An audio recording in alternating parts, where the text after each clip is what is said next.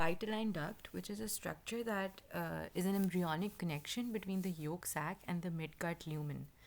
तो midgut lumen जो कि फ्यूचर इंटेस्टाइन बनेगा, मोस्ट ज़्यादा स्पेसिफिकली इलियम वाला एरिया होता है, और योक सैक जो कि अर्ली न्यूट्रिशन का एक सैक था, उन दोनों के बीच में एक कनेक्शन होता है और उसको हम वाइट लाइन डक्ट कहते हैं.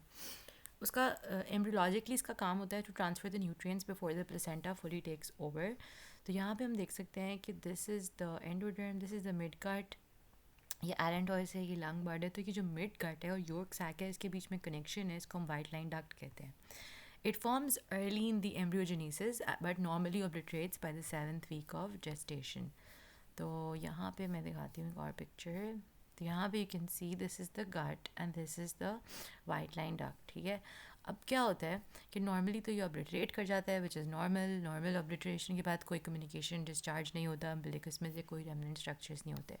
लेकिन if it fails to obliterate, अब ये ऑब्लिटरेट ना हो तो क्या होगा कि इलियम और जो आपका अम्बिलिक इलियम और अम्बिलिकस में ये कनेक्शन हो जाएगा. ठीक है. क्योंकि इलियम और अम्बिलिकस में कनेक्शन है तो फिर अम्बिलिकस से मेकोनियम डिस्चार्ज आएगा. Like the yolk sac is literally open, right. So the newborn has like fecal material around the navel because it's literally pooping from the umbilicus, क्योंकि ileum अभी तक connected है. इसको हम मेकल्स डायवर्टिकुलम कहते हैं. ठीक है. तो या तो हमारे पास फिस्टुला होगा. Fistula is literally like the failure to close, और इसमें हमारे पास मेकोनियम डिस्चार्ज होगा, या हमारे पास मेकल्स डायवर्टिकुलम होगा. Meckel's diverticulum is like partial closure. तो थोड़ा सा ब्लाइंड पाउच होता है which is the true diverticulum, but बाकी सारा क्लोज हो जाता है. So the duct remains attach to the ileum. इसका एक की फैक्ट होता है, इसको हम रूल ऑफ टूज कहते हैं. So it occurs in 2% of population. It's located 2 feet from the ileocaecal valve. It's 2 inches long and presents before the age of 2, and it may contain 2 types of ectopic tissue, the gastric and the pancreatic. तो यहाँ पे हमारे पास की fact होता है rule of twos. The मेकल्स diverticulum occurs in 2% of population. Ileocaecal valve से 2 feet होता है, 2 inches लॉन्ग होता है, presents before the age of 2 and may contain 2 types of ectopic tissue, gastric भी और पैनक्रियाटिक भी. अब गैस्ट्रिक म्यूकोसा अगर आपको याद हो तो क्या करता है, इट सिक्रीट्स एसिड. तो क्योंकि ये एसिड सिक्रीट करता है तो ये अल्सरेशन कॉज कर सकता है. जब वो अल्सरेशन कॉज करेगा तो पेनलेस लोअर जीआई ब्लीडिंग होगी. सिम्टम्स मिलेंगे आपको, मिलेना हेमाटोकीजिया, एब्डोमिनल पेन और इंटेस्टाइनल ऑब्स्ट्रक्शन. ठीक है. तो that is something you I should know. यहाँ पे भी उन्होंने परसिस्टेंट वाइट लाइन डक्ट दिखाया हुआ है जो कि basically it's like a fistula, और ये मेकल्स डायवर्टिकुलम है. और this is something you I should know. If something leaks from the umbilicus in a newborn, अगर यूरिन है तो वो पेटेंट यूरैकस है, अगर मेकोनियम या फीसिस है तो ये वाइट लाइन फिस्टुला है, अगर कोई पस या टेंडर मास है बिलो द अम्बिलिकस तो ये यूरैकल सिस्ट है जो कि ऑफन इन्फेक्ट हो जाती है. अब हम 2 चीज़ें देखेंगे, एक एओर्टिक आर्च डेरिवेटिव्स हैं और एक फेरेंजियल आर्च डेरिवेटिव्स हैं. ठीक है. तो बेसिकली एओर्टिक आर्च डेरिवेटिव्स क्या होते हैं, it's like aortic arch is basically the pharyngeal arch artery derivatives. ठीक है. और फेरेंजियल अपैरेटस क्या होता है, इसमें आपके पास क्लेफ्ट आर्चेस और पाउचेस एंड क्लेफ्ट डेरिवेटिव्स आ जाते हैं. हम 1 by 1 इसमें से गुजरेंगे तो it will be easy to understand.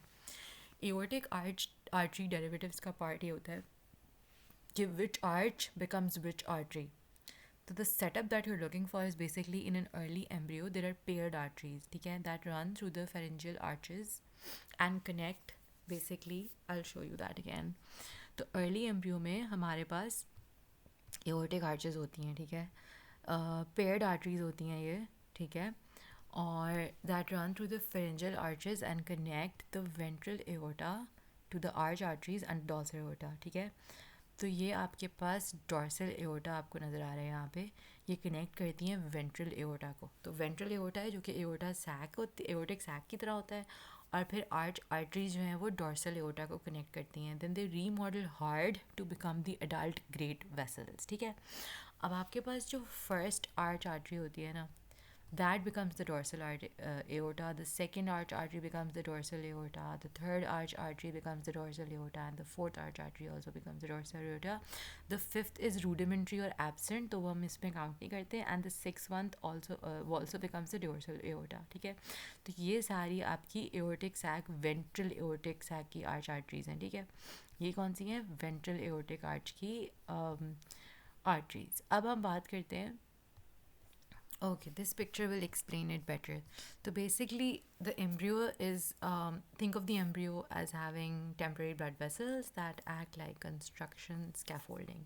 These vessels are called aortic pharyngeal arches. Even though they're vessels, हम उनको बोलते हैं aortic pharyngeal arches हैं. Confuse नहीं होना, ठीक है?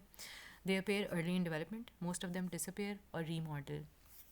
अब 5 जो है ना, 5 के बारे में तो सोचना ही नहीं है. 5 जो है ना वो रिग्रेस कर जाती है, इसको इग्नोर करना है. What stays becomes the major arteries you know in adults. They are not ribs, they are not bones, they are not gills. They are arteries connecting the heart to the body. ठीक है.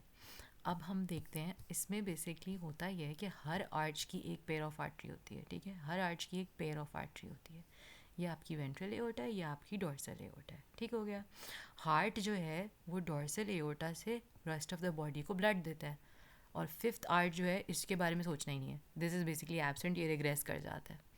The only arches you truly need to understand 3, 4 and 6. First and second भी इतनी high yield नहीं होती, लेकिन you should know that the first arch becomes part of the maxillary artery. The second arch becomes part of the stapedial artery, which mostly disappears. Okay, these are small head arteries. They're not clinically very dramatic. We move on to the third arch, which is really important. The head and neck, they're very important. जो third arch है ना आपकी, वो क्या करती है, वो carotids बनाती है. Third arch goes on to become a common carotid artery और प्रॉक्सिमल इंटरनल कैरोटिड आर्टरी. तो ये क्या क्या सप्लाई करती है ब्रेन को, फेस को, नेक को. ये बहुत इंपॉर्टेंट है कि थर्ड आर्च क्या करती है, कॉमन कैरोटिड आर्टरी बनाती है और प्रॉक्सिमल इंटरनल कैरोटिड आर्टरी बनाती है. ठीक है. अब हम आगे चलते हैं फोर्थ आर्च पे. फोर्थ आर्च क्या करती है, ये भी बहुत इंपॉर्टेंट है. ये जाके बनाती है एओर्टा वर्सेस सबक्लेवियन. ठीक है. This is where people usually panic, but it's simple. आपके पास फोर्थ लेवल पे जो फोर्थ आर्च है, थर्ड आर्च क्या बना रही थी, हमारी दोनों साइड से कॉमन कैरोटिड्स बना रही थी. राइट, कॉमन कैरोटिड बना रही थी और प्रॉक्सिमल इंटरनल कैरोटिड आर्टरी. जो हमारी फोर्थ आर्च है ना, इससे कंफ्यूज नहीं होना. फोर्थ आर्च एक लेफ्ट है, एक राइट है. जो लेफ्ट वाली फोर्थ आर्च है वो part of the arch of the aorta है. जो राइट वाली फोर्थ आर्च है वो proximal part of right subclavian artery बना रही है. ठीक है. I repeat this. जो लेफ्ट वाली फोर्थ आर्च है, this makes part of the arch of aorta, and the right वाली fourth arch makes the proximal part of the right subclavian artery. ठीक है. तो निमोनिक भी इस तरह हो सकता है कि L4 एओर्टा, R4 सबक्लेवियन. ठीक है. तो right 4 is aorta, sorry L4, left 4 is aorta, right 4 is subclavian. Right पे सबक्लेवियन बन रही है और लेफ्ट पे एओर्टा का पार्ट बन रहा है. सिक्स्थ आर्च पे आ जाते हैं. फिफ्थ जो है ना, ये ओब्लिटरेट हो जाती है. ओब्लिटरेट नहीं बोलना, रिग्रेस बोलना है. Regress is the correct word. Left और राइट जो सिक्स्थ आर्च है ना, ये दोनों साइड्स मिल के क्या बनाती हैं, प्रॉक्सिमल पल्मोनरी आर्टरीज. और सिर्फ लेफ्ट साइड से आपकी बनती है डक्टस आर्टीरियोसिस, विच लेटर बिकम्स लिगामेंटम आर्टीरियोसम. ठीक है. तो दोनों मिलके बनाएंगी प्रॉक्सिमल पल्मोनरी आर्टरीज और सिर्फ लेफ्ट साइड से बनेगी लिगामेंटम आर्टीरियोसम. ठीक है.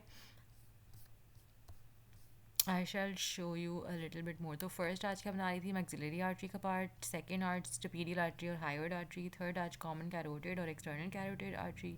सिक्स्थ वाली जो है वो दोनों पल्मोनरी प्रॉक्सिमल पल्मोनरी आर्टरी बनाती हैं, लेकिन जो राइट वाली है वो रिग्रेस कर जाती है और लेफ्ट वाली डक्टस आर्टीरियोसिस बनाती है. आफ्टर बर्थ ये लिगामेंटम आर्टीरियोसम होता है. अगर पेटेंट डक्टस आर्टीरियोसिस हो जाए ना, this is failure of the ductus arteriosus to close.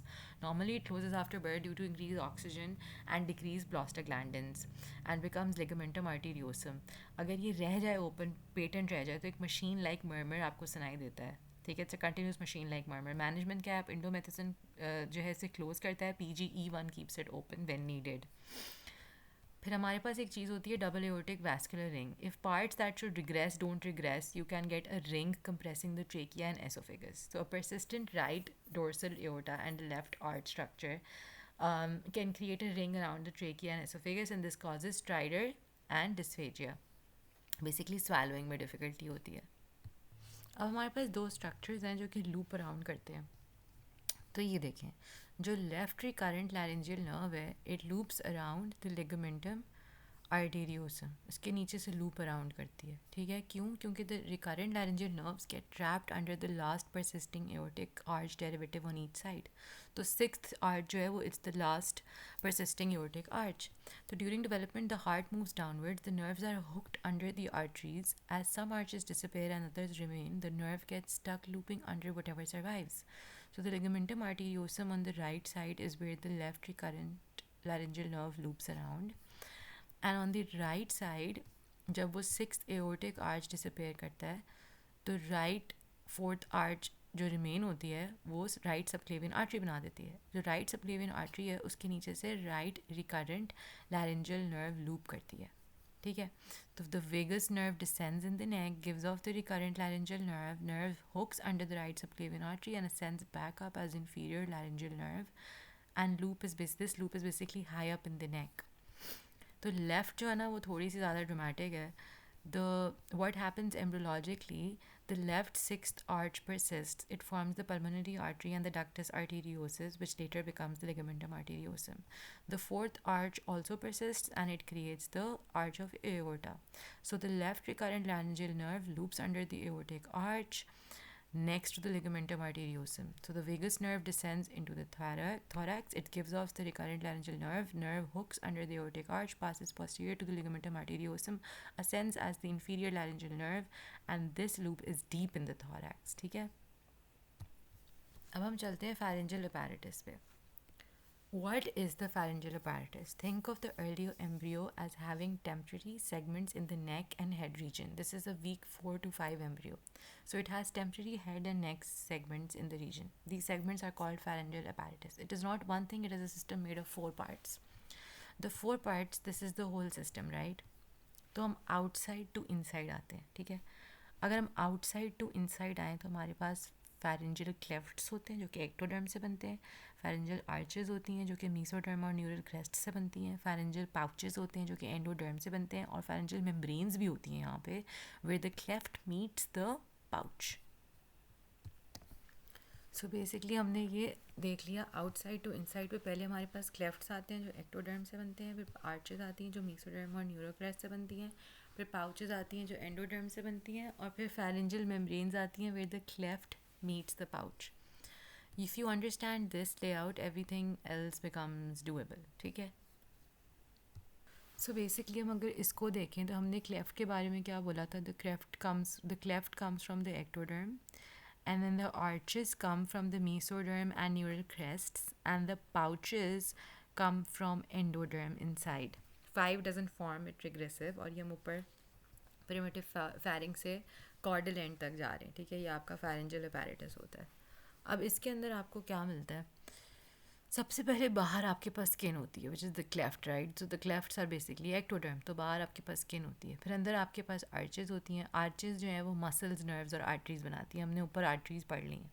और फिर हमारे पास पाउचेस होते हैं। अंदर जो पाउचेस होते हैं वो ग्लैंड्स, टॉन्सिल्स और थाइमस बनाते हैं, ये एंडोडर्म से, ठीक है।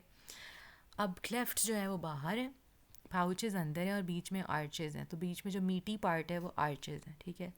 pharyngeal arches जो है ना वो कोर यूनिट्स होती हैं। ये जो pharyngeal arch है ना ये यूनिट होता है, ठीक है। ये सेकंड आर्च है, ये थर्ड आर्च है, फिफ्थ रिग्रेस कर जाती है, ये सिक्स्थ आर्च है, ठीक है। अब ये जो आर्चेस है ना इन सब में एक नर्व होती है, एक आर्टरी होती है, ठीक है, एक मसल होता है, एक कार्टिलेज होता है। हर के अंदर हर pharyngeal आर्च में एक नर्व है, एक आर्टरी, एक मसल, एक कार्टिलेज है। ये मैं एक और पिक्चर में दिखाती हूँ। यहाँ पे नर्व, आर्टरी, कार्टिलेज और मसल भी है। यहाँ पे मसल मिसिंग है, ठीक है। तो each arch becomes specific muscles and nerve supply. Now what is important here is to know which arch forms what, ठीक है। तो हमारे पास जो फर्स्ट आर्च है ना, the first arch basically makes the chewing muscles. मैं पहले arches कर लूँ फिर मैं ऊपर जाऊँगी, ठीक है, फिर मैं clefts बताऊँगी। तो जो पहली arch है वो क्या बना रही है? chewing muscles बना रही है, and they are all innervated by the cranial nerve 5, ठीक है। तो basically you can chew using this. जो second arch है वो क्या बना रही है? facial expressions बना रही है। facial expressions are all governed by cranial nerve 7. Then the third arch makes the stylopharyngeal muscles, and they are supplied by the cranial nerve 9, and the fourth and sixth arches make the laryngeal muscles, which are supplied by the cranial nerve 10. ठीक है, तो arches are basically what moves and what nerve supplies it. अब हम वापस चलते हैं, हम फारेंजेस दोबारा देखेंगे, लेकिन अभी हम वापस आते हैं क्लेफ्ट डेरिवेटिव्स पे. जब क्लेफ्ट डेरिवेटिव्स है ना, हमें ये पता होना चाहिए सिर्फ जो पहला क्लेफ्ट है वो सर्वाइव करता है. The first cleft becomes the external auditory canal and it's part of the tympanic membrane. What about clefts 2 to 4? They basically disappear. If they don't disappear, they become a branchial cleft cyst. तो cleft is basically outside और सिर्फ एक survive करता है, वो कान का है. वो एक्सटर्नल ऑडिटरी कनाल और part of the tympanic membrane is made from the first cleft. ठीक है, अब हमें चीज़ दिखाती हूँ, उसको हम कहते हैं branchial cyst. This is the branchial cyst. ठीक है, ब्रैंकियल क्लेफ्ट सिस्ट क्या होती है?